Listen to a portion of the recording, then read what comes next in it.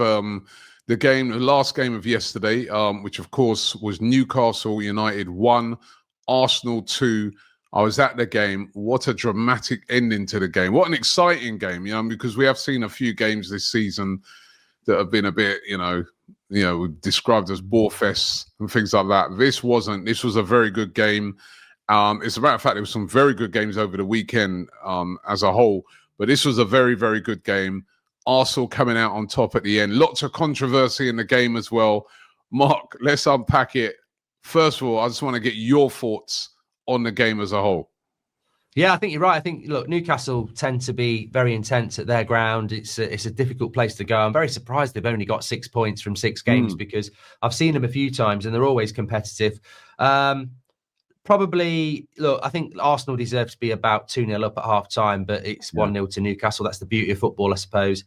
And then, in the grand scheme of the game, Arsenal deserved at least a point, and I think they got the result they deserved in a really exciting fashion. And I think nobody can really moan about Arsenal because their intent was there at the start. We were very critical last week about what they did against Man City with Moreno and Trossard. Starts as goes more on the front foot. And I think if you're an Arsenal fan, I predicted Arsenal are going to win the league. A week ago, that looked like, people were taking the piss.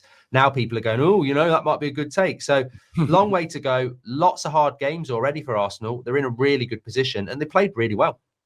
Yeah, no, I thought it was a very good performance by Arsenal right from the start of the game, right on the front foot, taking it to Newcastle, which is not an easy thing to do. If you go to that ground, it is one of the most atmospheric grounds in the Premier League, and they really are physical, really aggressive.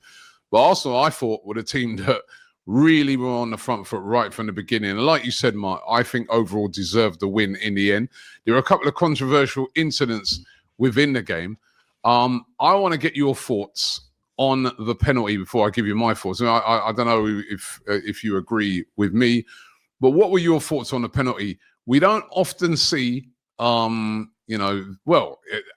the referee did give the decision, but then it's overturned by the VAR. Clear and obvious mistake, according to them. What did you make of it? I think it's been a really bad weekend for VAR, and they probably got away with it because none of the results were sort of, tainted by it. I mean, they're basically rewriting the rules, Robbie. I mean, the Man United game, Collins is a red card every single day of the week, and they make something up there. I think Brighton should have had a penalty as well. I'm not convinced Salah didn't handball it. And then on the Arsenal game, all we were talking about on our watch along was, should it be a red or a yellow? And I was saying it's got to be a yellow. There is a genuine attempt to try and get there. And then they're re-reviewing it. And I'm like stunned. Now, the only thing I can think is that he is saying to VAR, I don't think Pope gets the ball. And then VAR says, well, he does get a touch on it. But it's completely irrelevant.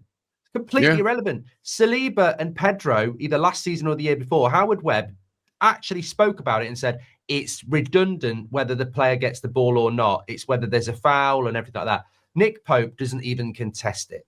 That is a penalty every single day of the week. Gyökeres gets there first. It's not like Pope makes a tackle. Gyökeres kicks the ball onto Pope. Pope doesn't have a clue what he's doing, and he takes Gyökeres out, who would have got the ball. So I don't know what they're doing there, but as you said, VAR should be saying it's a penalty. Whether he touches the ball or not, it's a penalty. We're not here to re-referee it.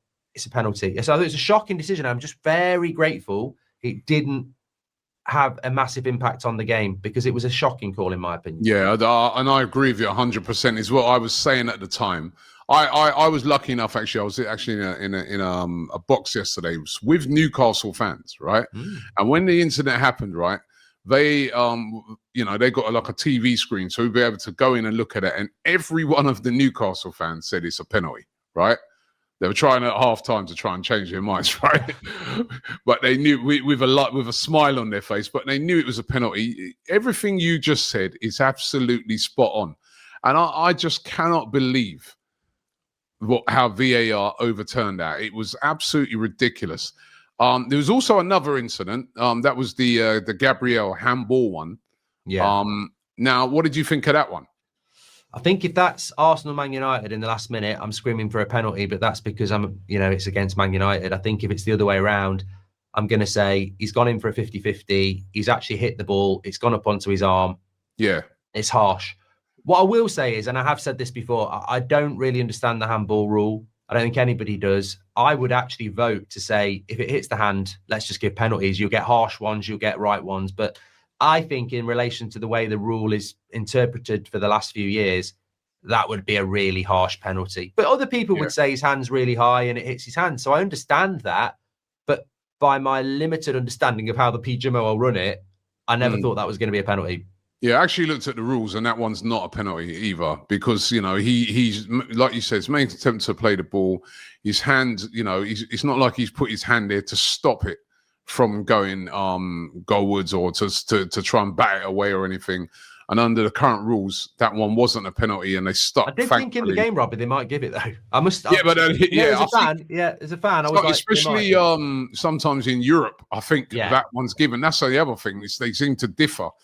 But I think in the end, we got the right result. And it's a huge win for Arsenal. You know what I mean? With Liverpool slipping up the day before, you know, like you said, a couple of weeks ago, there were some people I was talking to basically saying the league's over, right? And when I was saying things like, well, you know, and I'm talking even about Arsenal fans as well, when I'm saying that it's early, it's still too early to say anything, they're saying, oh, no, it's not, it's done, right?